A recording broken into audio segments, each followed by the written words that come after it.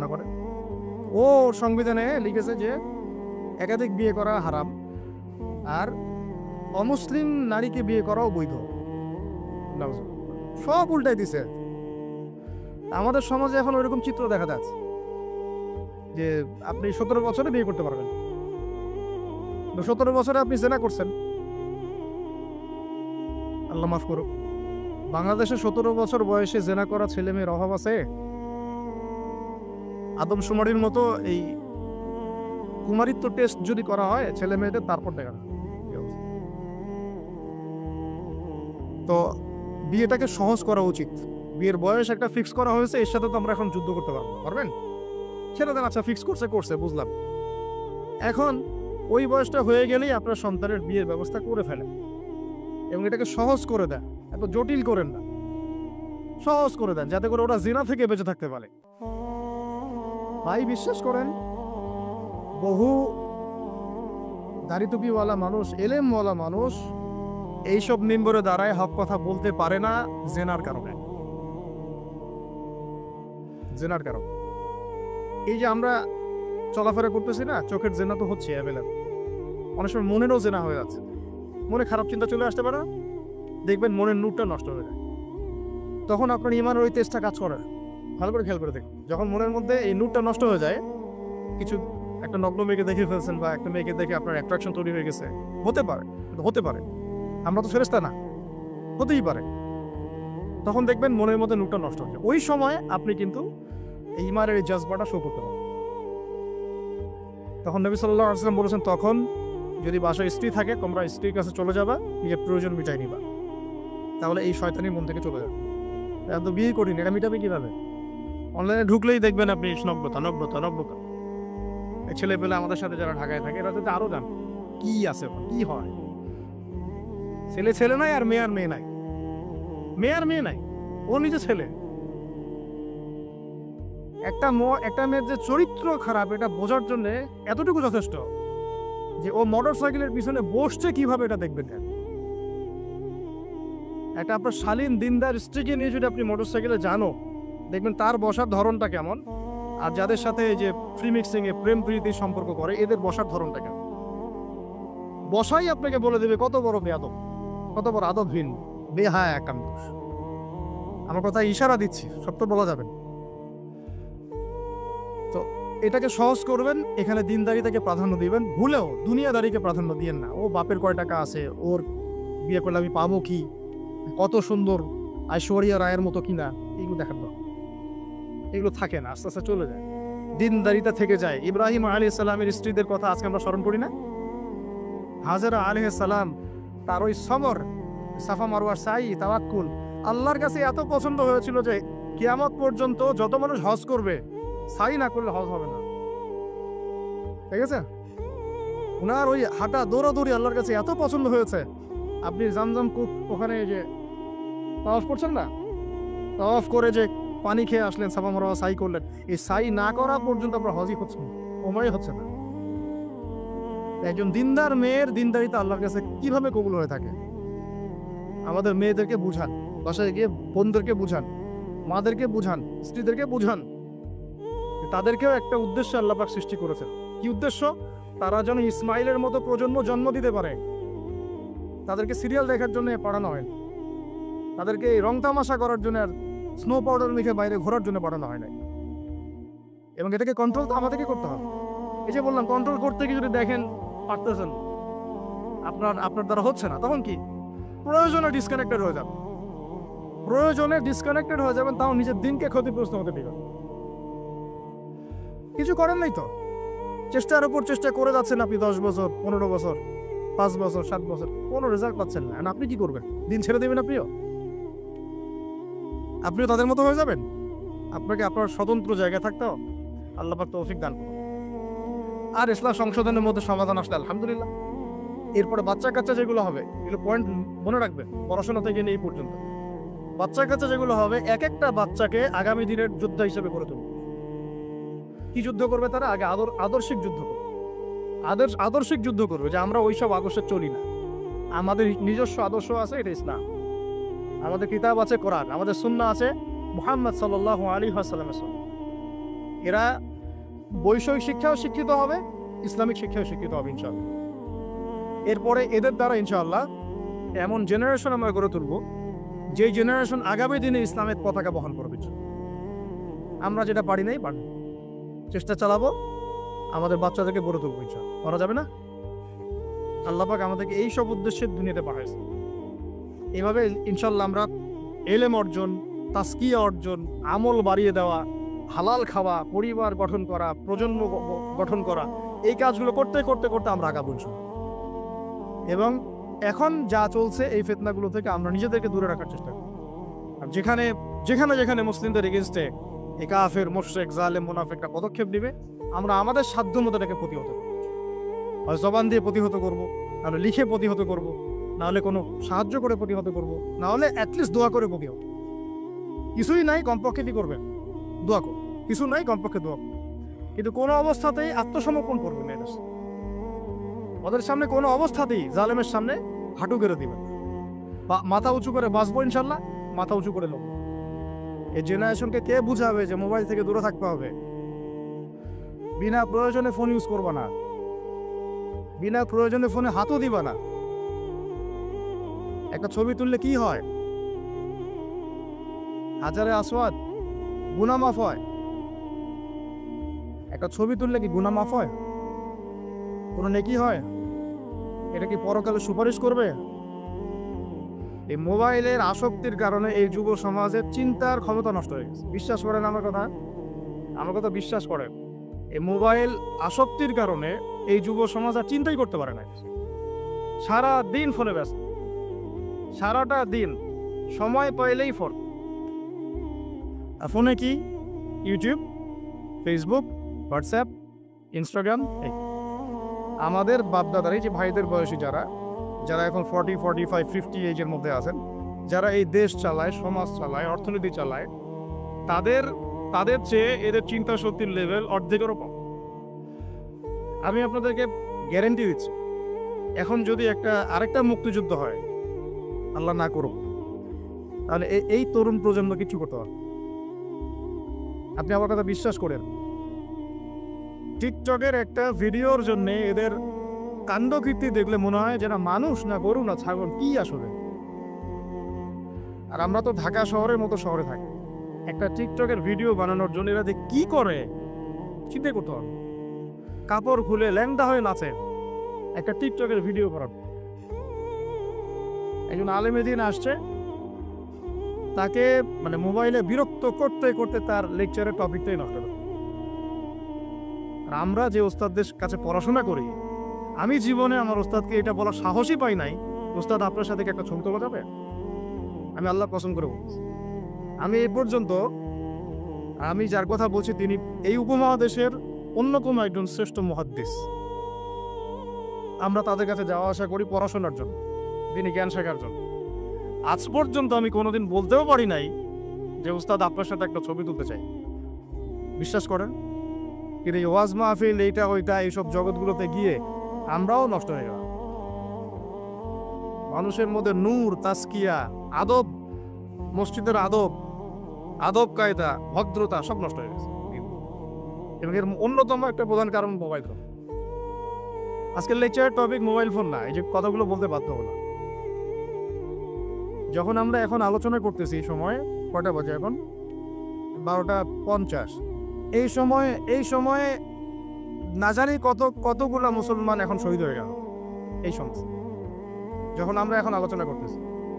ঠিক এই সময় না জানি কতগুলা বোন সৈন্যরা তুলে নিয়ে চলে গেল, না জানি কতগুলা বাচ্চার মগজে আবার বোম মারলো গুলি। এই সময় যখন আমরা কথা বলছি, আর মিডিয়াতে সংখ্যা আসবে খালি 6,000 মরলো, 6,500, 7,000, কোনো ফিলিংসই নাই। মোবাইল ফোনে আছে, স্ক্রল করে আর দেখে কতজন, ও 10,000 মরছে, তো কি আমি তো আর মরি নাই, আমার দেশও তো আর হয় নাই। বিশ্বাস করেন, আমরা এখন আর কোনো জায়গায় মানুষের পর্যায়ে পড়তেছি। মানুষ কাকে বলা? যার আবেগ অনুভূতি আছে, যার ব্যক্তিত্ব গায়রত আছে, যার সম্মানবোধ আছে, রুচিবোধ আছে। মুসলিম উম্মাহ কাকে বলে? যার একটা অংশে আঘাত লাগলে আর এক অংশ ব্যথা পাবে নাকি? ভাই ভুল বললেন না? ঠিক বল। একটা মুসলিম উম্মাহ মানে কি, একটা অঙ্গে আঘাত লাগছে আর একটা অঙ্গ ব্যথা পাবে, আদতে কি হচ্ছে প্যারালাইজড। ওই যে বলি না প্যারালাইজড, আমাদের মধ্যে প্যারালাইসিস ঢুকে গেছে। জুমার খুতবার সময় এমনি অল্প 5 মিনিট নষ্ট করলাম, আল্লাহ মাফ করুক। সরাসরি কিছু কথা আপনাদেরকে বলি, একদম সরাসরি। আমরা এখন এমন একটা সময় আছি, এই যে এই শেষ জামানায়, এই যুগে ফিতনা থেকে বাঁচা চারটাখানি কথা। আর এই ফিতনা থেকে বাঁচতে না পারলে জান্নাতে যাওয়া যাবে না। এই ফিতনাগুলো শুধু রাষ্ট্রে আর বিশ্বেই নাই, আমাদের রিজিকেও ঢুকে গেছে, পরিবারও ঢুকে গেছে, সমাজও ঢুকে গেছে, ধর্মেও ঢুকে গেছে। আমি সরাসরি কথা বলছি, রাষ্ট্র, বিশ্ব, অর্থনীতি, সমাজ, পরিবার, ধর্ম আর সংস্কৃতি, এমন কোনো ক্ষেত্র বাকি নাই যেখানে ফিতনা ঢোকে নাই। এখান থেকে বাঁচা চারটাখানি কথা না। এখান থেকে বাঁচতে হলে আমাদেরকে প্রথমে যেটা করতে হবে, আগে দিনের জ্ঞান অর্জন করতে হবে। আপনি এই জেনারেশনকে জিজ্ঞাসা করেন, আমাদের স্বপ্ন তো এই জেনারেশনকে নিয়ে নাকি? যাদের বয়স 50 হয়ে গেছে তারা আর কি করতে পারবেন দিনের জন্য? হয়তো তারা 20-30 বছর পৃথিবীতে থাকবেন হাইয়েস্ট, আল্লাহ ভালো জানেন। আগামী বিশ্বকে কে নেতৃত্ব দিবে?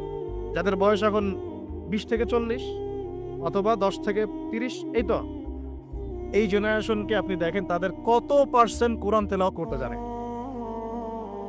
আপনি এই যে আজকে যারা আসছে সবার কোরআন তেলাওয়াতের টেস্ট নেন, একজন আলেমের সামনে বসান, একজন করে ডাক, দেখেন সূরা ফাতিহা পড়তে পারে কবে। এই মুসলিম উম্মাহ মার না খেলে কোন মুসলিম উম্মাহ মার খাবে আমাকে বুঝান। আমি তো বুঝি না, আমার জ্ঞান কর। এই মুসলিম উম্মাহ যদি মার না খায় কোন মুসলিম উম্মাহ মার খাবে? আজকে যারা আসছে এখানে বা এর পরেও আসবে জুমার দিনে, আপনি এদেরকে 5 ওয়াক্ত নামাজে পাবেন। তাহলে যারা 5 ওয়াক্ত নামাজ পড়তেছে না, জুমার নামাজটাকেই দিন মনে করে, আর এই মুসলিম মার না খেলে কে মার? আমাকে বুঝা, আমি বুঝি না, কিছু বিষয় আমি বুঝি না। আবার যারা নামাজ পড়ে তাদের আখলাক, ব্যক্তিত্ব, আখলাক, চরিত্র, সুন্নতের জীবনযাপন, আমরা বলি না সুন্নাহ মাফিক জীবনযাপন, রাসূলের সুন্নাহ মাফিক জীবনযাপন, কতজনের মধ্যে চেহারা, আসরতে, পোশাকে, আশাকে, কথাবার্তায় সুন্নত আছে। তো যে জাতি তার নবীর সুন্নত ভুলে যায়, সে জাতি কিভাবে বিশ্ব শাসন করবে আর কেন সে মায়ের খাবে না? আমাকে বোঝা সম্ভব? তাহলে প্রথম নসিহতটা ভাই পড়াশোনা করতে হবে। আর পড়াশোনা শুরু হবে কোন কিতাব থেকে? তাড়াতাড়ি কোরআন পড়া শুরু করেন, হাতে সময় কম, তাড়াতাড়ি শুরু করেন। প্রত্যেকটা জেলায় জেলায়, গ্রামে গ্রামে, ইউনিয়নে, প্রত্যেকটা জায়গায় মসজিদ, মাদ্রাসা, মক্তব প্রতিষ্ঠা করেন। আছে, নাই তা না, অবশ্যই আছে, এটা আমাদের সৌভাগ্য। প্রত্যেক জেলায় মাদ্রাসা আছে, প্রত্যেক জেলায় মাদ্রাসা আছে, মহিলা মাদ্রাসা আছে, বক্তব্য আছে, আরো অনেক কিছু আছে, দারুল ইলমগুলো আছে। কিন্তু আমরা আমাদের সন্তানদেরকে পাঠাচ্ছি কি না? আমরা আমাদের বাচ্চা কাচ্চাদেরকে পাঠাচ্ছি কি না? আমাদের যুবকরা সেখানে আসে কি না? আপনারা তো ফ্যান্টাসিতে অনলাইনে দিন শিখতে চান। 3টা মাস কোনো আলেমের কাছে বসে কি ক্লাস করেছেন? কখন একটা কিতাব কি পড়েছেন? অনলাইনে একটা ভিডিও দেখে কি শিখবেন? অনলাইনে দিন শিখতে গেলে আপনি এটাই শিখবেন, অমুক যা বললো তমুকের বিরুদ্ধে, তমুক যা বললো অমুকের। অনলাইনে এটাই শিখবেন আপনি। আর এটার পিছনে এক শ্রেণীর ইউটিউবার, ফেসবুকারও দায়ী। শুধু সে ব্যক্তি দায়ী তা না, এরাও মিডিয়াও দায়ী আছে। অমুক যা বললো তমুকের বিরুদ্ধে আর তমুক যা বললো অমুকের বিরুদ্ধে। মানুষ মজা পায়, ওর কন্টেন্টের ভিউ বেশি হয়, কামাই বেশি, দিনের তো ক্ষতি হয়ে গেল। আম জনগণের মধ্যে ইসলাম সম্পর্কে বিরূপ ধারণা সৃষ্টি হয়। বিশ্বাস করেন, আমি অনেক বড় বড় মহলে মেলামেশা করেছি এবং করেও যাই।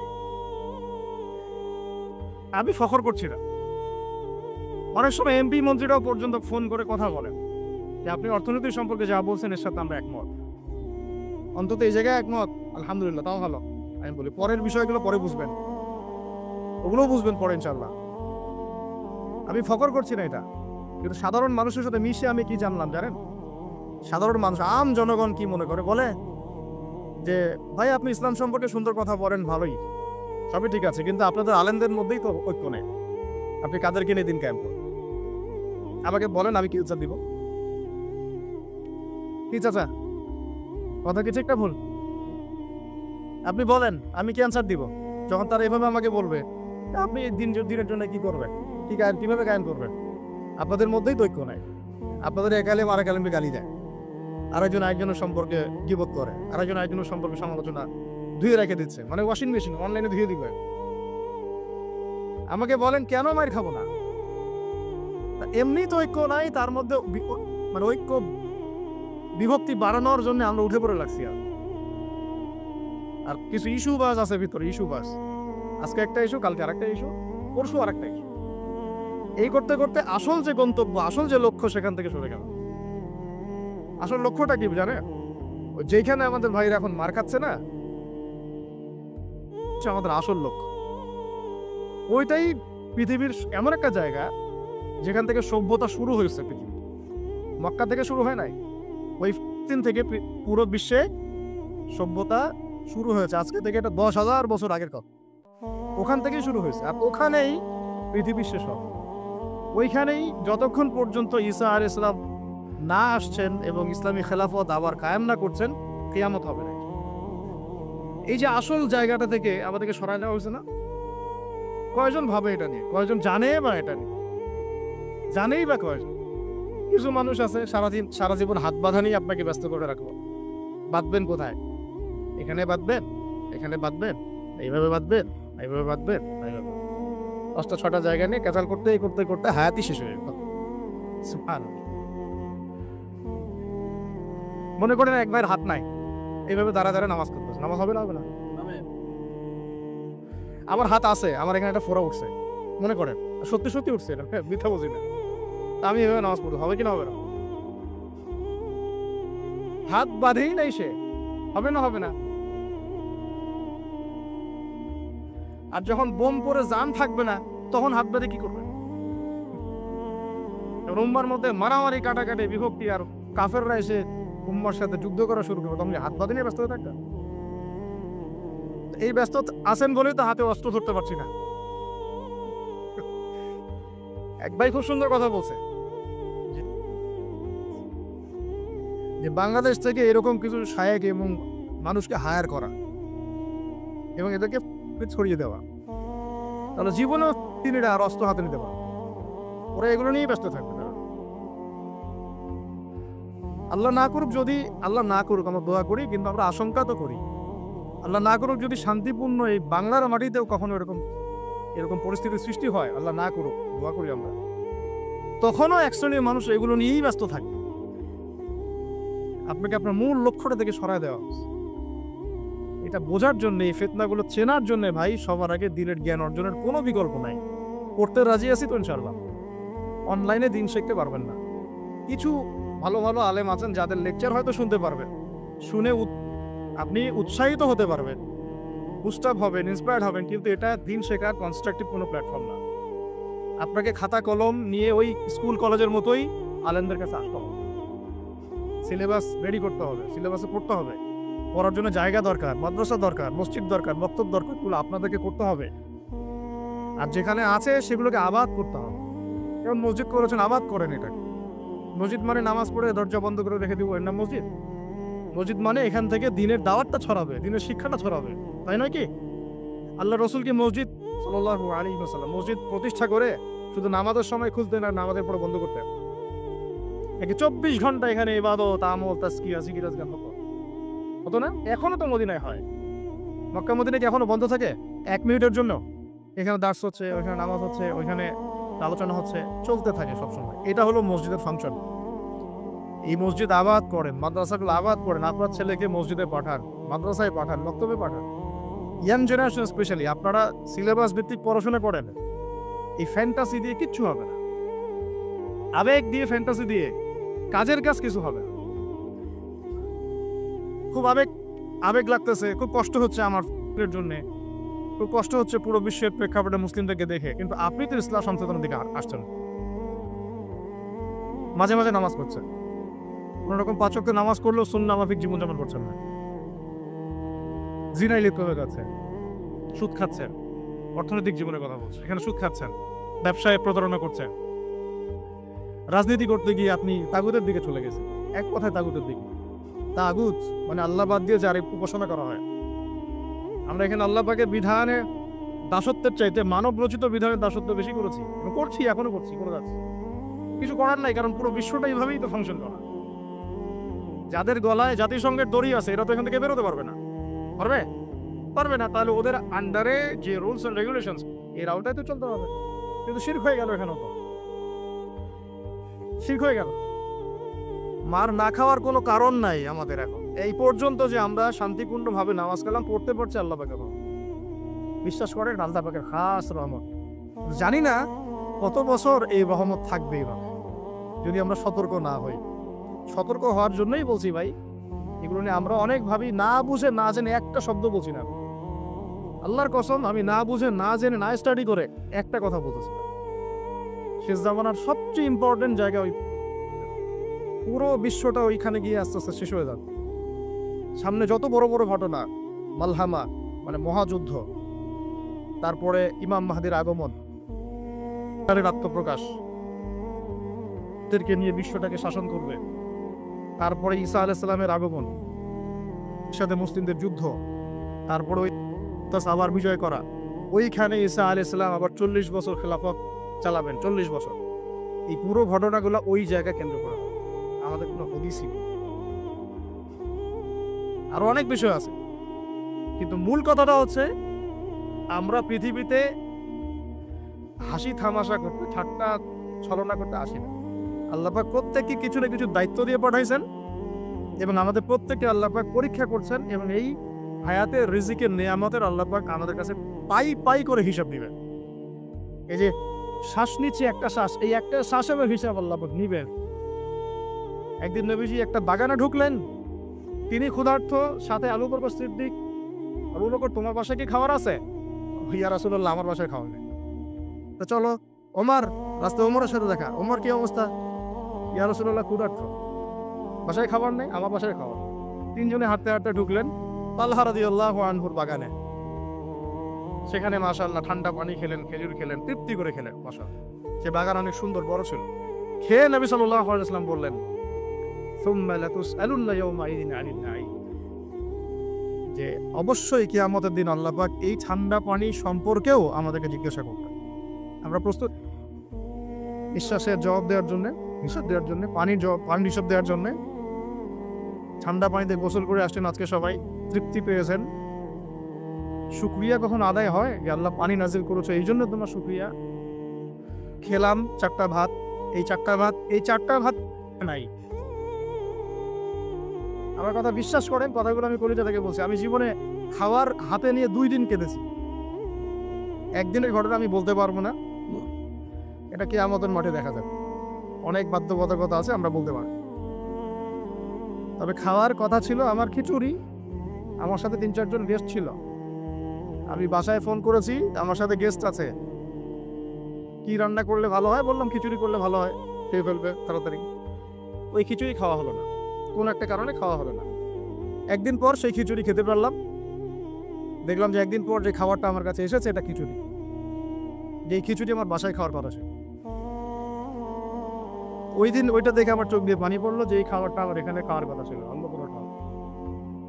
আর একদিন এই যে 8 তারিখ না 9 তারিখে যখন আমরা আমার বাসায় খাবার নিয়ে আসছে, রোজা করলে তো খাইতে ভালো লাগে নাকি বল?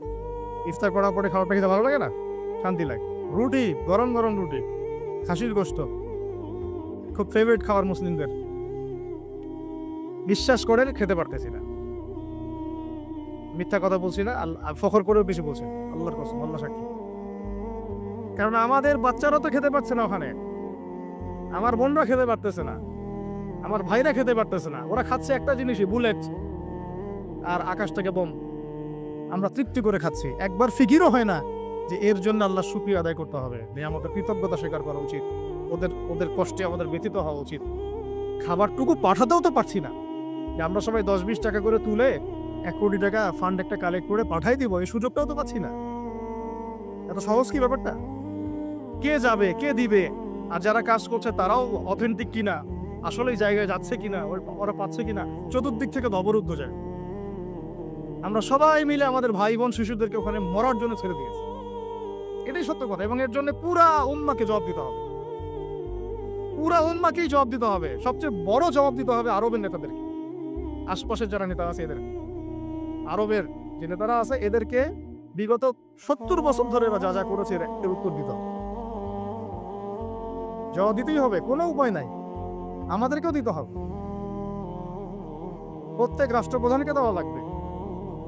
যে লিখতে পারতো লিখে নাই তাকে দেওয়া লাগবে, যে বলতে পারতো বলে নাই তাকেও দেওয়া লাগবে, যার অস্ত্র দেওয়ার ক্ষমতা ছিল দেয় নাই তাকেও বলা লাগবে, যার মিলিটারি পাওয়ার ছিল সে চাইলে ওখানে ইন্টারভেন করতে পারতো সে করে নাই তাকেও বলতে হবে। আর যারা ওদের সাথে আতাত করে বন্ধুত্ব করেছে এরা তো মুনাফিক, পাক্কা মুনাফিক, পাক্কা মুনাফিক। এরাই তো তারা যারা কাফেরদের সাথে জাহান্নামের তলদেশে থাকবে, মুসলিমদেরকে বাদ দিয়ে মুনাফিক বন্ধুত্ব করেছে। যে না আমাদের ভাই বোনদেরকে মেরে ঝাঁঝরা করে ফেলাচ্ছে, আমি ওর সাথে বন্ধুত্ব করতে পারি? কি বলে আপনাদের ইমান? আর এই কথা বলে কি উগ্রবাদী কথা হয়ে গেল? সত্যি কথা, সত্যি কথা বলার পরে কি হবে সেটা তো দেখার দরকার নেই, আল্লাহর কাছে আমাকে জবাব দিতে হবে, এটাই আমার ফিকির। তো যারা দোয়া করতে পারবে তারা যদি দোয়া না করে আল্লাহর কাছে জবাব দিতে হবে, যারা বলতে পারে যদি না বলে আল্লাহর কাছে অ্যান্সার দিতে হবে, যারা খাবার পাঠাতে পারতো তারা পাঠায় নাই, আল্লাহর কাছে অ্যান্সার দিতে হবে। একটু ভেবে দেখেন না, আপনার যদি একটা বাচ্চা কখনো এমনি মারা যায় তাহলে আপনার কেমন লাগবে? আল্লাহ না করুক। একটা বাবার জন্য সবচেয়ে কষ্টের কোন সময়টা বলেন না? নিজের সন্তানকে। যখন আল্লাহ পাক কাউকে ভালোবাসেন তখন জিবরাইল আলাইহিস সালামকে ডেকে নিয়ে আসেন, ডেকে নিয়ে এসে বলেন যে পৃথিবীতে অমুকের পুত্র অমুক, তাকে আমি ভালোবাসি, হে জিবরাইল তুমিও তাকে ভালোবাসো। এরপর জিবরাইল আলাইহিস সালাম তাকে ভালোবাসতে থাকেন এবং অন্যান্য মালায়েকাদেরকে ডেকে জিবরাইল আলাইহিস সালাম বলেন আল্লাহ অমুককে ভালোবাসেন, আমিও তাকে ভালোবাসি, তোমরা সবাই তাকে ভালোবাসো। এরপর সমস্ত ফেরেশতারা তাকে ভালোবাসতে শুরু করে। এরপর ফেরেশতা মণ্ডলী পৃথিবীতে আসেন, এসে দুনিয়াবাসীকে উদ্দেশ্য করে বলেন যে অমুকের পুত্র অমুককে আল্লাহ ভালোবাসেন, জিবরাইল ভালোবাসে, আমরা ভালোবাসি, তোমরা সবাই তাকে ভালোবাসো। এরপর দুনিয়ার মানুষদের কাছে তার মর্যাদা বাড়িয়ে দেওয়া হয়, তার দিকে মানুষের মনকে ঘুরিয়ে দেওয়া হয় এবং তার প্রতি মানুষের ভালোবাসা সৃষ্টি করে দেওয়া হয়। আল্লাহ পাকের নূর যখন আপনার ভিতরে আসবে ইনশাআল্লাহ দেখবেন আল্লাহ রাব্বুল আলামিন আপনার হাতে তার দ্বীনের পতাকা দিবেন ইনশাআল্লাহ আযজা ওয়া জাল। তাজকিয়া প্রয়োজন, তাজকিয়া না আসলে নূর আসবে না। লাভ নাই ভাই, প্রচুর ইবাদত বন্দেগী করে মনের মধ্যে অহংকার রেখে কোনো লাভ নাই। অনেক কিছু করছেন, নিজেকে মনে করছেন আপনি সুপিরিয়র, অন্যরা সব ককরোচ, আপনি জান্নাতের ডিলার, লাভ নাই। ইবলিসের আকীদা এটা ইবলিসের আকীদা। খলাকতানি মিন নার ওয়া খলাকতাহু মিন তিন। এখন যারা ইসলামের বিপক্ষে আছে তাদের মধ্যে থেকে আল্লাহ পাক খালিদ এবং ওমর রাদিয়াল্লাহু আনহুর মতো সাহাবী বের করতে পারেন। আল্লাহ পাকের সুন্নাহ বোঝা খুব দুষ্কর। যাকে আপনি তুচ্ছ করছেন আল্লাহ পাক তাকে হেদায়েত দিয়ে আপনার চেয়ে বড় জায়গায় নিয়ে যেতে পারেন। যাকে আপনি বড় কাফের মনে করছেন আল্লাহ পাক কাল তাকে হেদায়েত দিয়ে ইসলামের খেদমত করাতে পারেন। আবার আল্লাহ পাক আপনাকে, যিনি 5 ওয়াক্ত নামাজ পড়ছেন রোজা রাখছেন, আপনাকে পথভ্রষ্ট করে দিয়ে জাহান্নামে নিতে পারেন। অতএব আত্ম অহংকারের কোনো সুযোগ নাই, তাজকিয়া দরকার। কদ আফলাহা মান যাক্কাহা ওয়া কদ খাবা মান দাসাহা। কদ আফলাহা মান তাযাক্কা ওয়া যাকারা ইসমা রাব্বিহি ফাসাল্লা বাল তু'থিরুনা আল হায়াতা আদ-দুনিয়া ওয়াল আখিরাতু খায়রু ওয়া আবকা। তাজকিয়ার পরে কি করবেন? চেষ্টা করেন হালাল রিজিক অন্বেষণ করার। আল্লাহর ওয়াস্তে সুদ খায়েন না, আল্লাহর ওয়াস্তে ঘুষে যায় না, আল্লাহর ওয়াস্তে আল্লাহর দোহাই দিয়ে বলছি দুর্নীতি করেন না, আল্লাহর ওয়াস্তে মানুষের সম্পদ আত্মসাৎ করেন না। আল্লাহকে ভয় করেন, আল্লাহর ওয়াস্তে করেন, আল্লাহর ওয়াস্তে ছেড়ে দেন। হাত জোর করে রিকোয়েস্ট করছি, সুদ খায়েন না। নিজের মায়ের সাথে জেনার মতো অপরাধ, নিজের মায়ের সাথে জেনার মতো অপরাধ, এটা আমার কথা নয়, এটা মুহাম্মদ সাল্লাল্লাহু আলাইহি ওয়াসাল্লামের কথা। যাকে কবরে আপনাকে দেখানো হবে, যিনি আপনার জন্য সুপারিশ করবেন কাল কিয়ামতের মাঠে, যিনি আপনার জন্য হাউজে কাউসারের পানি নিয়ে দাঁড়িয়ে থাকবেন, আপনার উসওয়াতুল হাসানা, সেই মুহাম্মদ সাল্লাল্লাহু আলাইহি ওয়াসাল্লামের কথা সুদ খেও না। এর সর্বনিম্ন পাপ নিজের মাকে বিয়ে করা, নিজের মায়ের সাথে জেনা করা।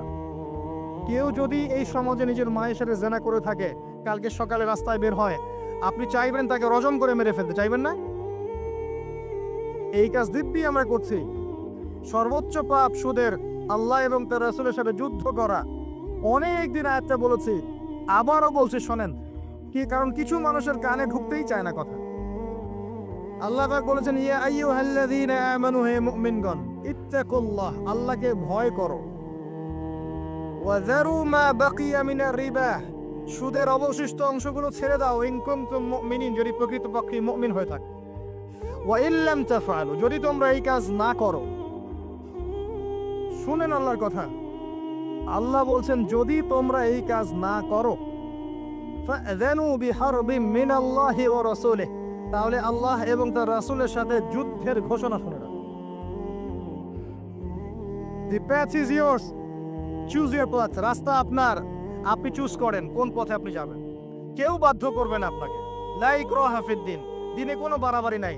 তরোয়াল দিয়ে কেউ বলবে না যে সুদ খেও না, তরোয়ালের জোরে কেউ বলবে না যে ইসলাম কবুল করো। ইসলাম এগুলো হারাম, ইসলাম এভাবে ছড়ায় নাই, এগুলোর সাথে ইসলামের কোনো সম্পর্ক নাই। ইসলামের নামে যারা সন্ত্রাসবাদ ছড়িয়েছে এবং জঙ্গিবাদ ছড়িয়েছে, এগুলোর সাথে ইসলামের কোনো সম্পর্ক নাই। ইসলাম বাধ্য করবে না আপনাকে, কিন্তু আপনি রাস্তা, ওয়াহাদাইনাহুন নাজদাইন, দুইটা পথ আমি দেখিয়ে দিয়েছি, আপনি একটা চুজ করেন। ইম্মা শাকিরা ওয়া ইম্মা কাফুরা, ইচ্ছা হলে আপনি কুফরি করেন, ইচ্ছা হলে কৃতজ্ঞ হন। আল্লাহ বলেছেন সুদ খেও না, নিজের মায়ের সাথে জেনা করা, আল্লাহ এবং তার রাসূলের সাথে যুদ্ধ করা। আপনি পথ চুজ করেন। একটা টাকা যদি হারাম থাকে রিজিকে, আপনার ইবাদত কবুল হবে না। সে যেই হোক, দাড়ি টুপি পাগড়ি জুব্বাওয়ালা মানুষও যদি সুদ খায়, জায়েজ হলে যাবে না। পৃথিবীর সমস্ত মানুষ যদি ভোটাভুটি করে যে সুদ হালাল, হালাল হয়ে যাবে না। পরিবারের হালাল রিজিকের ব্যবস্থা করেন। অনেক মানুষ দেখা হয়, কথা হয়, মেসেঞ্জারে টেক্সট করে, হোয়াটসঅ্যাপে নক করে, বড় চাকরি করতো, 60,000 70,000 80,000 টাকা বেতন পেত, তখন রিজিকে বরকত ছিল না, ছেড়ে দিয়েছে, চায়ের দোকান দিয়েছে, এখন রিজিকে বরকত আছে। আজকে একে বছরে দেখা হয়েছে, তিনি ইউএস বাংলা এয়ারলাইন্সে কাজ করেন। আমাকে বলছেন, ভাই মুরব্বী মানুষ, আমার পরিবারের সদস্য সংখ্যা বেশি ছিল, হারাম জবে ছিলাম, সুদ খেতাম, সুদি এনজিওতে কাজ করেছি, আপনার লেকচার শুনেছি, আলহামদুলিল্লাহ, আল্লাহ পাক শুনিয়েছেন তাকে, এখানে আমার কোনো ক্রেডিট নাই, তিনি ছেড়ে দিয়েছেন, এখন এখানে কাজ করেন। আমি বললাম, পরিবারে কি কোনো সমস্যা হয়, রিজিকে বরকত আছে না? তিনি বলছেন এখন বারাকার শেষ নাই। বলছে কেউ অসুস্থ হয় না পরিবারে আমার এখন, আগে ডেইলি অসুস্থ হতো। আমার টাকা চুরি চামারি হয় না, আগে আমার টাকা আত্মসাৎ হয়েছে। বরকত কি জিনিস আপনাকে বুঝাই, বরকত চোখে দেখা যায় না।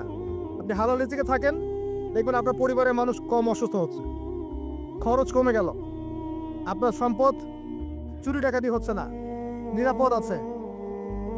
আপনি অল্প রিজিক আল্লাহ রহমত বরকত ঢেলে দিলেন, অল্প খেয়ে আপনি তৃপ্ত, মেডিসিনের খরচ নাই, অসুস্থতার খরচ নাই, আজে বাজে কোনো খরচ নাই, কারণ আপনি হালাম খাচ্ছেন না। বরকত চোখে দেখা যায় না, এটা বুঝতে হয়। আবার দেখবেন মাসে কোটি টাকা আর্ন করছেন, এই যে বড় একটা ক্যান্সার, এই যে কিডনি ড্যামেজ, এই যে ব্লাড চেঞ্জ করতে হচ্ছে, একটা রোগ শেষ হচ্ছে আরেকটা শুরু হচ্ছে, বাবার অসুখ, মায়ের হয় রিভার্সারি, সবই গায়েব। অদৃশ্য বিশ্বাসের নামে তো ইমান। তো বরকত রহমত কি দেখা যাবে? দেখা যাবে না। রূহ বা আত্মাকে দেখেছেন? আপনার শরীরে নাই। এইভাবেই আল্লাহ রহমত বরকতে বিশ্বাস করতে হবে। আল্লাহ পাক ইনশাআল্লাহ তাআলা আপনার হালাল অল্প রিজিকে বারাকা দিবেন ইনশাআল্লাহ। আল্লাহর ওয়াস্তে দুর্নীতি করেন না, আল্লাহর ওয়াস্তে করেন না। আমি বলি একটা হাদিস শোনাই, আমরা তো দায়িত্ব পেলে অনেক খুশি হই। রাসূলুল্লাহ সাল্লাল্লাহু আলাইহি ওয়াসাল্লাম বলেছিলেন, হে আবু যার, তুমি কখনো দুইজন ব্যক্তির দায়িত্ব নিতে যেও না। যদি দুইজন ব্যক্তির দায়িত্ব নাও, যেন তোমাকে ছুরিবিহীন জবাই করে ফেলা হয়েছে, কারণ প্রত্যেককে তার দায়িত্ব সম্পর্কে জিজ্ঞাসা করা হবে। আমরা তো খুশি হই। রাসূল সাল্লাল্লাহু আলাইহি ওয়াসাল্লাম বলেছেন, তোমরা কি জানো সবচেয়ে বড় মিসকিন কে? সবচেয়ে বড় মিসকিন কে? দরিদ্রকে? সাহাবীরা বলছেন, আমরা তো মনে করি যার কাছে অর্থ সম্পদ কম সেই বড় মিসকিন। আল্লাহ রাসূল বলছেন, ভুল। শোনো, সবচেয়ে বড় মিসকিন সেই ব্যক্তি যে ব্যক্তি পরকালে অনেক নেকি নিয়ে উঠবে, নামাজ, রোজা, হজ, যাকাত, ওমরা, হজের নেকি, বিশাল বিশাল নেকি। এরপরে সে দেখবে সামনে মানুষ দাঁড়িয়ে আছে, কারো গীবত করেছে, কাউকে তহমত দিয়েছে, কাউকে অপবাদ দিয়েছে, কারো টাকা চুরি করেছে, কাউকে অন্যায়ভাবে জুলুম করেছে, কাউকে পিটিয়েছে, কারো সম্পদ লুট করেছে ইত্যাদি, তখন আল্লাহ পাক বলবেন শোধ করে দাও। কিভাবে শোধ করা হবে? ফেরেশতারা জিজ্ঞাসা করবেন, আল্লাহর পক্ষ থেকে হুকুম আসবে, এই ব্যক্তির নেকিগুলোকে ওদের আমল নামায় কনভার্ট করো, ওই শেয়ার ইট পাস করে দাও। ওটা আরো বড় টেকনোলজি হবে ইনশাআল্লাহ তাআলা। বলার সাথে সাথেই আপনার নেকি আমার নেকি দেখা যাবে চলে গেছে, নাউজুবিল্লাহ। এবার সব নেকি শেষ। এবার কি হবে? অর্ডার আসবে তাদের গুনাহগুলোকে এই ব্যক্তির আমল নামে চাপিয়ে দেওয়া হবে। এরপর আল্লাহ পাক বলবেন ইকরা কিতাবাক, পড়ো তোমার কিতাব, ওয়া কাফা বিনাফসিকা আল-ইয়াওমা আলাইকা হাসিবা, আজকে তুমি তোমার হিসাব নেওয়ার জন্য যথেষ্ট। এই কিতাব আর ডান হাতে আসবে না, ঘুরে আসবে। ওয়া আম্মা মান উতিয়া কিতাবাহু বিশিমালিহি ফাসাউফা ইয়াদউ সুবুরা, তখন সে মউতকে ডাকতে থাকবে, হায় আজকে আমার একটা মৃত্যু দিয়ে কাজ হবে না, 1000টা মউত আমার দরকার। সুবহানাল্লাহ, ইন্না লিল্লাহ ওয়া ইন্না ইলাইহি রাজিউন। এই হচ্ছে তাদের পরিণতি যারা অন্যের সম্পদ আত্মসাৎ করে খাবে। আল্লাহ পাক আমাদেরকে বোঝার তৌফিক দান করুন, এবং মানুষের সাথে জড়িত হক যাদের থাকবে, আল্লাহ পাক যেন আমাদেরকে মানুষের সাথে জড়িত কোনো হক না রাখেন, পবিত্র অবস্থায় দুনিয়া থেকে নেন। আল্লাহুম্মা আমিন। মানুষের অবস্থানকেই ভালোবাসে, মানুষ কখনোই মানুষের অন্তঃসত্ত্বাকে ভালোবাসে না। অবস্থান আপনার ভালো, আপনার পিছনে মানুষের অভাব থাকবে না। আজকে আপনার ক্ষমতা আছে, পাওয়ার আছে, খ্যাতি আছে, ইত্যাদি আছে, মানুষ দেখবেন পিছনে ঘুরঘুর করছে, এবং এরা কিন্তু সবাই সবার স্বার্থেই ঘুরঘুর করছে। এর বাইরে আল্লাহ পাক কিছু মানুষের মনে আল্লাহর পক্ষ থেকে মহব্বত দেন, এটা আলাদা বিষয়। এটা শুধু ধার্মিকদের ক্ষেত্রেই সম্ভব। ওই দুই ব্যক্তি যারা আরশে ছায়া পাবে, যারা একে অপরকে আল্লাহর ওয়াস্তে মহব্বত করেছে, তাই না? অতএব আল্লাহর পক্ষ থেকে একটা মহব্বত থাকে, এটার কোনো স্বার্থ থাকে না, নিঃস্বার্থ ভালোবাসা। এটা টোটালি নিঃস্বার্থ ভালোবাসা, কোনো স্বার্থ নাই। কিন্তু দুনিয়ার ভালোবাসা স্বার্থপর। অবস্থানকে আপনাকে মূল্যায়ন করা হবে। আপন শুধু আল্লাহ পাক আপনার। আল্লাহর জন্যে যার যার হক তাকে দিয়ে দেন, নিজের হক আল্লাহর কাছে চেয়ে নেন, আপনি সুখে থাকবেন ইনশাআল্লাহ। এর চেয়ে কোনো ফিলোসফি নাই দুনিয়াতে সুখে থাকা। আপনি মানুষকে সন্তুষ্ট করতে পারবেন না, পরিবার, বাবা মা, ছেলে মেয়ে, বউ বাচ্চা, কাউকে সন্তুষ্ট করতে পারবেন 100% আপনি কাউকে সন্তুষ্ট করতে পারবেন না। সারা জীবন করে যাবেন, আপনার বিরুদ্ধে অভিযোগ থেকেই যাবে। শুধু আল্লাহ রাব্বুল আলামিন অপেক্ষা করে বসে আছেন। এই বসে আছেন কথাটাকে আবার ভাইরাল করে বিতর্কিত করেন না। এই বসে আছেন বুঝিয়েছে আল্লাহ পাক অপেক্ষা করছেন। মুশকিল মিডিয়ার সামনে কথা বলা, বলবো একটা তালগোল পাকিয়ে বানাবে আরেকটা। এই কারণে আমি মিডিয়া এখন পছন্দ করি না। প্রয়োজনে আমি মাঝে ময়দানে জুমার খুতবা দিব, আমার কোনো দরকার নাই মিডিয়া, কোনো প্রয়োজন নেই আমার। কিছু অফিসিয়াল দেখা হয়েছে এই কারণে, যাতে এই কথাগুলো এর মধ্যে ভালোটুকু মানুষের কাছে পৌঁছে যায়, খারাপটুকু আমরা মুছে ফেলে দিই। ভালো, আমার খারাপের দরকার নাই। আর এইগুলো করে করে মানুষের ক্ষতি করেছি আমরা অনেক। দিন দিন আলেম ওলামাদের সংখ্যা এই বাংলার মাটি থেকে কমে গেছে। যে কথাটা বলছিলাম, হক দিয়ে দেন, আপনি আপনার হক আল্লাহর কাছে চেয়ে নেন। মানুষকে আপনি সুখী করতে পারবেন না। আল্লাহ পাক অপেক্ষা করছেন আপনার জন্য। আপনি কখন তওবা করে তার দিকে ফিরে আসবেন, দেন আল্লাহ পাক আপনাকে মাফ করে দিবেন সব। আল্লাহ পাক বলেছেন, শোনেন, ইল্লা মান তাবা, যে অনেক গুনাহ করেছে, শিরক করেছে, জিনা করেছে, মদ খেয়েছে, বেদাত করেছে, হারাম খেয়েছে, আল্লাহ পাকের অবাধ্য হয়েছে, নামাজ পড়ে নাই, যাকাত দেয় না, ইত্যাদি অনেক অন্যায় করেছে, একদিন তওবা করে ফিরে এসেছে। আল্লাহ পাক বলছেন ইল্লা মান তাবা, যে ব্যক্তি তওবা করে ফিরে আসলো, ওয়া আমানা, এবং ঈমান নিয়ে আসলো, ওয়া আমিলা আমালান সালিহান, এবং এখন থেকে সৎ আমল করা শুরু করলো, হোক সে নারী বা পুরুষ, যে কেউ, যে কোনো বয়সের, যে কোনো বর্ণের, যে কোনো ভাষার, যে কোনো দেশের, এগুলো কিচ্ছু যায় আসে না আল্লাহ পাকের। ইন্নাল্লাহা লা ইয়ানজুরু ইলা আজসামিকুম ওয়ালা ইলা সুওয়ারিকুম ওয়ালাকিন ইয়ানজুরু ইলা কুলুবিকুম ওয়া আমালিকুম।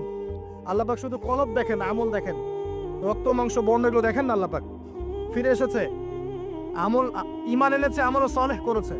আল্লাহ পাক বলছে উলাইকা, এরাই তারা, ইউবাদদিলুল্লাহু সাইয়্যাতিহিম হাসানাত, এরাই সেই ব্যক্তি যাদের সমস্ত গুনাহকে আমি আল্লাহ নেকি দিয়ে পরিবর্তন করে দেব। আল্লাহ অপেক্ষা করছেন আপনার জন্য। আপনার কাছে আসার গল্পটা হোক আল্লাহর কাছে আসার, জেনার কাছে আসার গল্প দিয়ে কোনো লাভ নাই। আল্লাহ পাক যেটা বলেছেন, লা তাকরাবু জিনা, জিনার কাছেও যেও না। আপনি দেখবেন এখন বলা হচ্ছে জেনাটাই হচ্ছে কাছে আসার গল্প। আমি বলি শোনেন, নিমের ডাল দিয়ে দাঁত মাজেন। নিম গাছের ডাল আছে না, নিমের ডাল দিয়ে দাঁত মাজেন, এই পেস্ট ছেড়ে দেন, বয়কট করে ফেলেন, দেখবেন কয়দিন পর ক্ষমা চাবে যে ভুল হয়ে গেছে, আমরা এগুলা অ্যাড বানাবো না। আমরা যে নরম সরম মানুষ, কোনো ইনিশিয়েটিভ নিতে পারি না, এই জন্য চড়া হয়ে বসে থাকি। প্রতিটা সেক্টরেই দুর্নীতি চলছে। এটি কাছে আসার গল্পের নাম দিয়ে মানুষকে জেনা করাচ্ছে। যুবক যুবতী স্কুল লাইফ থেকে মাহরাম, গায়রে মাহরাম, এই গায়রে মাহরামের সাথে স্কুল লাইফ থেকে শুরু হয়। স্কুল লাইফে পড়ছে ক্লাস 8, 9, 10। ক্লাস 8, 9, 10 এর মেয়েরা ছেলেরা এখন অ্যাডাল্ট। এরা এরা এমন কিছু করে যা আপনার কল্পনাও নাই। এই বয়সেও তো সব পথ করা শেষ। এগুলোর সাক্ষী আপনারাই, আমার উপর আমাকে ভালো মন্দ বলেন না, এগুলোর সাক্ষী আপনারা নিজেরাই। নিজেদের ঘরগুলো দেখেন। আর সবচেয়ে বড় কথা হচ্ছে, ঘরের মানুষ কিন্তু কথা শোনে না। দেখবেন আপনি সারা দুনিয়ায় দিন কায়েম করে ফেলছেন, দিনটা আর আপনার ঘরটা হচ্ছে নূহ আলাইহিস সালামের মতো। দেখবেন বউ কথা শোনে না, স্বামী ছেলে কথা শোনে না। এটাই বাস্তবতা। কিন্তু নূহ আলাইহিস সালামের ঘটনা মনে নাই? 950 বছর দাওয়াত দিয়েছেন, শেষে গিয়ে বলেছেন বিআন্নী মাগলুবুন ফান্তাসির, আল্লাহ আমি পরাজিত হয়ে গেছি, আমাকে সাহায্য করো, আমি আর পারছি না। আল্লাহ পাক আযাব নাজিল করে দিলেন। তিনি পার হয়ে গেলেন না, ছেলে পার হয় না। ছেলে বলে আমি পাহাড়ে উঠে যাব, পাহাড় আমাকে সেভ করবে। নূহ আলাইহিস সালাম বলছেন আজকে কেউ সেভ করতে পারবে না আল্লাহর আযাব থেকে। একটু পরে একটা ঢেউ এসে বাপ বেটার মাঝখানে পার্থক্য করে দিল, ছেলে ডুবে মরে গেল। তার স্ত্রী পর্যন্ত ঈমান নিয়ে আসলো না। আল্লাহর কাছে হাত তুলে দোয়া করছেন, আল্লাহ আমার ছেলে, আমার আহাল, আমার পরিবার। আল্লাহ ধমক দিয়ে বলছেন যে লাইসা মিন আহলিক, সে তোমার পরিবারের কেউ না। দেখবেন আপনি মাশাআল্লাহ দিনদার, আপনার ভিতরে ইসলাম এস্টাবলিশ করা ডিফিকাল্ট। কারণ মানুষ এখন খুব ব্যক্তি সচেতন, নিজের মনে যা চাবে সেটাই করবে। আর আনুগত্যকে তারা দাসত্ব মনে করে। কথা বুঝেন? আনুগত্য করাকে দাসত্ব মনে করে। আমি দাসত্ব করবো কেন? আল্লাহ এবং তার রাসূল এবং স্বামী পরিবার কর্তাদের আনুগত্যটাকে তারা দাসত্ব মনে করে। অতএব সুখে থাকার মূল মন্ত্র এটাই আপনার, যার যার হক তাকে তাকে দিয়ে দেন, নিজের হক আল্লাহর কাছে চেয়ে নেন, আপনি সুখে থাকবেন ইনশাআল্লাহ। আল্লাহর জন্য বাঁচেন, আল্লাহর জন্য খান, আল্লাহর জন্য পড়েন, আল্লাহর জন্য দিন কায়েম করেন, আল্লাহর জন্য আপনি ইবাদত করেন, আল্লাহর জন্য মারা যান, ইনশাআল্লাহ আল্লাহ আপনাকে জান্নাত দিবেন। আর আল্লাহর কাছে আমরা সবাই একা একা ফিরে যাবো। ইন্না লিল্লাহি ওয়া ইন্না ইলাইহি রাজিউন। একা একা একজন একজন করে হিসাব দেবেন আল্লাহ পাক। তখন আমার সাথে কেউ থাকবে? আপনার সাথে কেউ থাকবে? ইন্তেকালের পরে 40টা দিন অপেক্ষা করেন না, মানুষ মনে রাখে? রাখবে না, কাউকে রাখবে না। এটাই দুনিয়ার বাস্তবতা। দুনিয়া বড় নিষ্ঠুর। আর এগুলোর বাস্তবতা আপনারা যত দিন যাবে তত দেখবেন, উপলব্ধি করবেন। একদম কাঁচালো ভেঙে যাবে ফ্রি মিক্সিং দিয়ে, হারাম রিজিক দিয়ে, আপনার এই যে অপসংস্কৃতি দিয়ে পরিবারের কাঠামোই ভেঙে যাবে, সমাজের কাঠামো ভেঙে যাবে। মানুষ দেখবেন আত্মহত্যা করে মারা যাবে বেশি বেশি। বাবার খোঁজ নিবে না সন্তান। কিয়ামতের আলামত আছেন, তাইলি দেলামে তুরাব্বাতুহা, দাসী মনিককে জন্ম দিবে, মা বাবার সাথে দাস দাসীর মতো আচরণ করা হবে। টাকার জন্য, সম্পদের জন্য মানুষ ভাইকে হত্যা করবে, বোনকে হত্যা করবে, ছেলে বাবাকে হত্যা করবে, মাকে হত্যা করবে। এগুলো সব কিয়ামতের আলামতের হাদিস। এগুলো আপনি বাস্তবতা মিলিয়ে দেখেন, 100% মিলে যাবে। এগুলো চলছে এখন। এই জায়গায় আমি বলবো আত্মকেন্দ্রিক হন। একটা আয়াত শোনাচ্ছি আপনাকে, আমার খুব পছন্দের একটা আয়াত। এবং আল্লামা তাকি উসমানী নাম শুনেছেন? আমার জানা মতে বিশ্ব বরেণ্য আলেমদের একজন। তিনি একটা গোটা বই লিখেছেন, পুরা বইটাই একটা আয়াতের উপরে।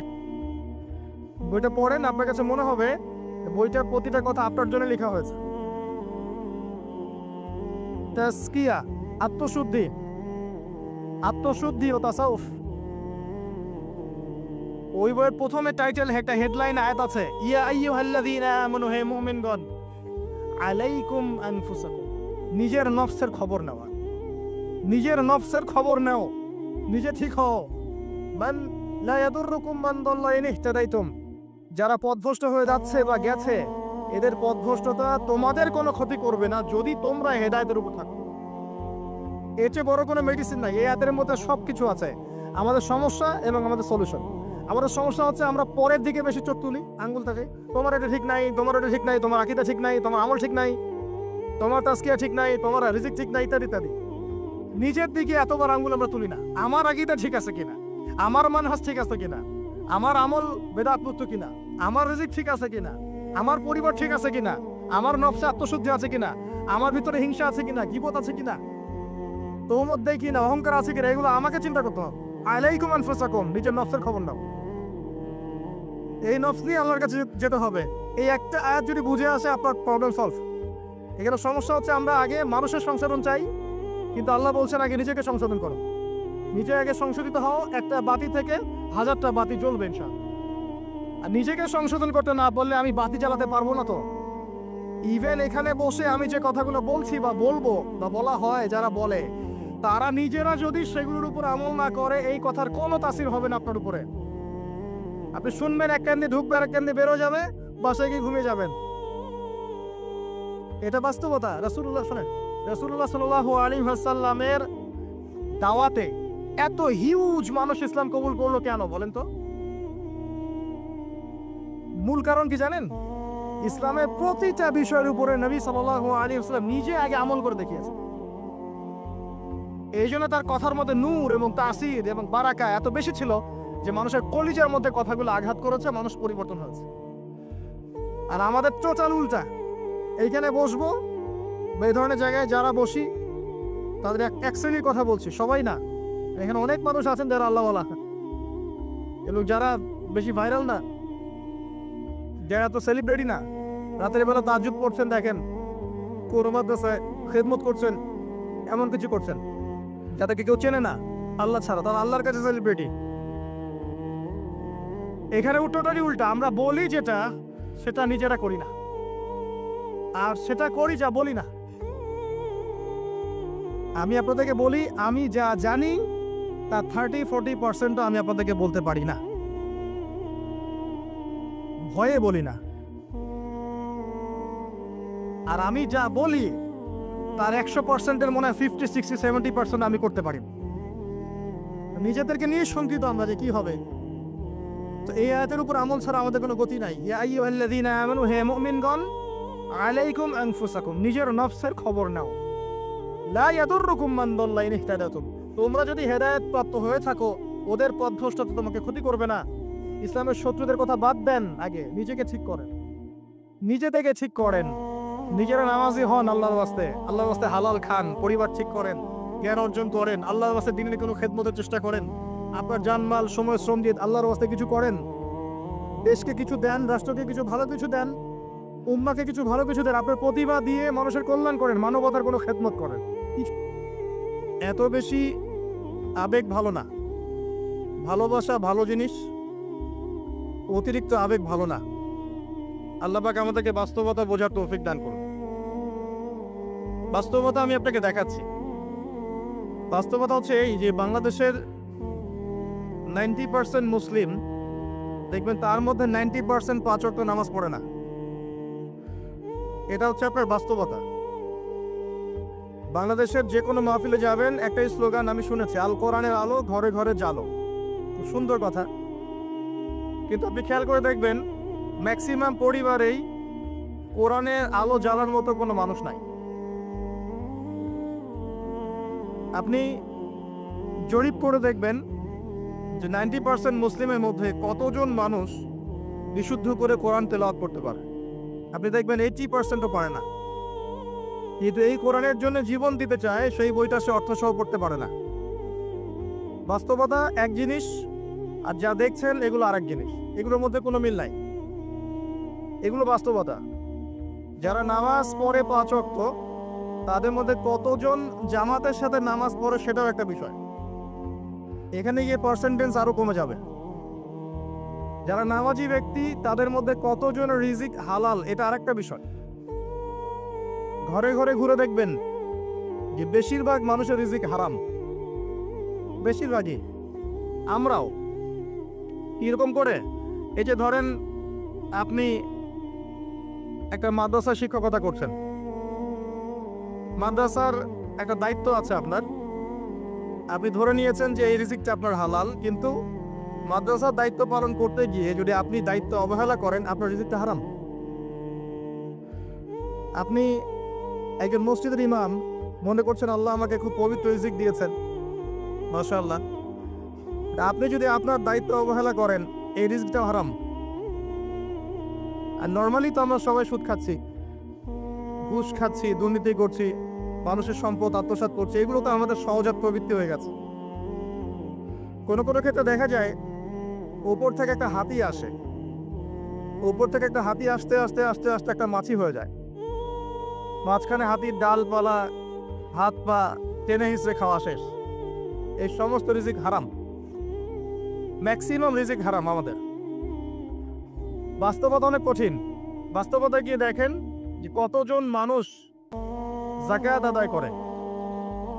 নামাজি ব্যক্তিদের মধ্যে যারা ইসলাম বোঝে তাদের মধ্যে কতজন যাকাত দেয়, এটা আরেকটা মহামারী চলছে, যাকাত না দেওয়ার মহামারী। শুধু যদি যাকাতটা দিতেন ঠিক মতো, নিসাব পরিমাণ সম্পদ হয়ে গেছে, মালের যাকাত দিচ্ছেন, বাংলাদেশকে বহির্বিশ্বের কাছ থেকে ঋণ নিতে হতো না, একটা মানুষও না খেয়ে মারা যেত না। যাকাত আমরা দেই না, এখানে অমুসলিমদের কোনো ভূমিকা নাই, আমরাই যাকাত দেই না। বাংলাদেশে এমনও ব্যক্তি আছে যাদের যাকাত কালেক্ট করলে একজনের যাকাত থেকে 100টা পরিবার চলবে। এটাতে কালেক্ট করার কোনো সিস্টেম নাই, এবং সেই ইচ্ছাকৃতভাবে দিচ্ছে না, আমরাই দিচ্ছি না। আপনি সমাজে ঘুরে দেখবেন কতগুলো পরিবার আছে যেগুলোর মধ্যে পর্দার বিধান কায়েম আছে। বাস্তবতা খুব কঠিন। আর যা দেখছেন আইওয়াশ শোডাউন, এগুলো দিয়ে ইসলামের বিজয় কখনো হবে না। যত বেশি আইওয়াশ করবেন, শোডাউন করবেন, বাড়াবাড়ি করবেন, তত ইসলামের নূর, বরকত, আল্লাহর রহমত, নুসরা সব উঠে যাবে। আর ইসলামিক ব্যক্তিত্বদেরকে নিয়ে তো মোটেই করা উচিত নয়, কারণ রিয়া বা অহংকার বলে একটা কথা আছে, যার কলবের মধ্যে যাররা পরিমাণ অহংকার থাকবে এই ব্যক্তি জান্নাতে যাবে না। অহংকার মুক্ত থাকতে চায় আলেম ওলামা শ্রেণীর মানুষ, কিন্তু তাদেরকে নিয়ে মানুষের অতিরিক্ত বাড়াবাড়ির কারণে মনের মধ্যে অনেক সময় রিয়া অহংকার চলে আসতে পারে। এর ফলে সেই ব্যক্তিও জাহান্নামের খোরাক হচ্ছে, বলে নাউজুবিল্লাহ। সূক্ষ্মতা আমি আপনাকে বোঝাচ্ছি। রাসূলুল্লাহ সাল্লাল্লাহু আলাইহি ওয়াসাল্লাম বলেছেন, অন্ধকার রাতে কালো পাথরের উপরে কালো পিঁপড়া হেঁটে গেলে যেমন টের পাওয়া যায় না, আমি আবার বলছি, অন্ধকার রাতে কালো পাথরের উপরে কালো পিঁপড়া হেঁটে গেলে যেমন দেখা যায় না, এভাবেই মনের মধ্যে অহংকার রিয়া চলে আসতে পারে। যদি আসে, আমার জন্য জান্নাত হারাম। নাউজুবিল্লাহ। দ্বীন ইসলামের বেসিক জিনিসগুলো নিয়ে কাজ করে। আমি আপনাকে বেসিক জিনিস বোঝাচ্ছি। বেসিক হচ্ছে 5 ওয়াক্ত নামাজ। আমাদের মধ্যে কতজন মানুষ দৈনিক 5 ওয়াক্ত সালাত আদায় করি, এটা বুঝতে হবে। বেসিক হচ্ছে আপনার যাকাত প্রদান করা। ইসলামের বেসিক হচ্ছে আপনার পরিবারে পর্দা থাকবে। ইসলামের বেসিক আপনার পরিবারে তালিম হবে। প্রত্যেক পরিবার থেকে একটা করে মানুষ অন্ততপক্ষে কোরআনওয়ালা হবে, আলেম হবে বা হাফেজ হবে, এটা আমাদের দাবি ছিল। এগুলো বেসিক, যে মুসলিমরা হালাল খাবে, হারামে সম্পৃক্ত হবে না, সাধ্য মতো আল্লাহর দ্বীনের দাওয়াত দিবে মানুষকে। এগুলো বেসিক। এই বেসিকগুলো ঠিক আছে কিনা খেয়াল করে দেখেন।